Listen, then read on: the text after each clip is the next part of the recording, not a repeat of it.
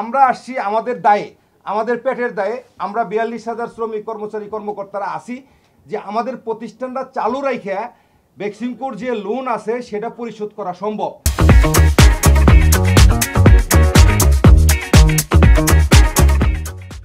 কিন্তু বেক্সিমকো যদি বন্ধ করে দেন, এখানে ১৫,৫০০ কোটি টাকা আমার ইন্ডাস্ট্রিয়াল পার্ক যদি বিক্রি করে দেওয়া হয়, ১৫,৫০০ কোটি টাকার মতো একটা অ্যামাউন্ট আসে।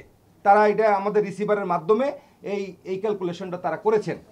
কিন্তু আমার কথা হচ্ছে যে এইখানে ৪২,০০০ শ্রমিক কর্মচারী কর্মকর্তাদের এক একজনের সার্ভিস লেন্থ অ্যাভারেজে ২৫ বছর অথবা ২২ বছর।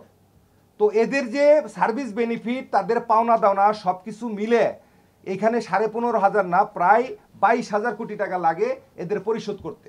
যদি আমি কোম্পানি বন্ধ করে দেই, কোম্পানি বন্ধ করে দিলে আমাকে ২২,০০০ কোটি টাকা এই শ্রমিক কর্মকর্তা যারা আসি ৪২,০০০ লোকজন, তাদেরকে ২২,০০০ কোটি টাকা দিতে হবে। তো আমার কথা হচ্ছে যে ২২,০০০ কোটি টাকা যদি কোম্পানি বন্ধ করে দিয়ে যদি অফিসার কর্মকর্তাদের আপনি এই টাকাটা দিয়ে দিলেন ফ্যাক্টরি ইন্ডাস্ট্রিয়াল পার্ক বিক্রি করে, তাহলে এখানে লাভ কার হইল?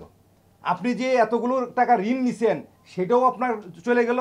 আপনি এখান থেকে যে কিছু নিয়ে আসবেন ইন্ডাস্ট্রিয়াল পার্ক থেকে, সেটাও আপনি নিতে পারবেন না। তার মানে কি, এখানে একটাই সবচেয়ে ইম্পর্টেন্ট ব্যাপার, সেটা হচ্ছে যে ফ্যাক্টরিটা চালু রাখা। ফ্যাক্টরিটা চালু রাখা হইলে ২ কুলি রক্ষা করা সম্ভব। এবং আমরা সরকারকে এবং আপনাদের মাধ্যমে আমরা জানাইতে চাই যে আমরা কমিটেড। যেহেতু আমাদের মালিক এত বড় একটা ঋণের মধ্যে আছে বা ঋণগুলো নিছে, আমরা আগে জানতাম না, এখন জানি যেটা বৈধ ঋণের যে পরিমাণটা আছে, আমরা আমাদের প্রতিষ্ঠান খুলে দেওয়ার ব্যবস্থা করুক সরকার। আমরা প্রতি মাসে মাসে আমরা সেই ঋণ পরিশোধ করতে রাজি আছি এবং আমরা কমিটমেন্ট লিখিতভাবে তাদেরকে দেওয়া হয়েছে। আমাদেরকে কিছু করা লাগবে না, আমাদের শুধুমাত্র ব্যাক টু ব্যাক এলসি খুলে দেওয়ার ব্যবস্থা করা হোক।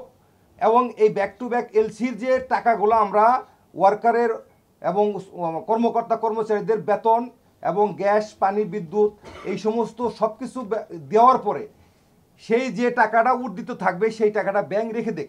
আমরা এইভাবেই প্রস্তাব দিছি, ব্যাংক রেখে দেখ, ওরা ওইখান থেকে আস্তে আস্তে ঋণগুলো পরিশোধ হোক।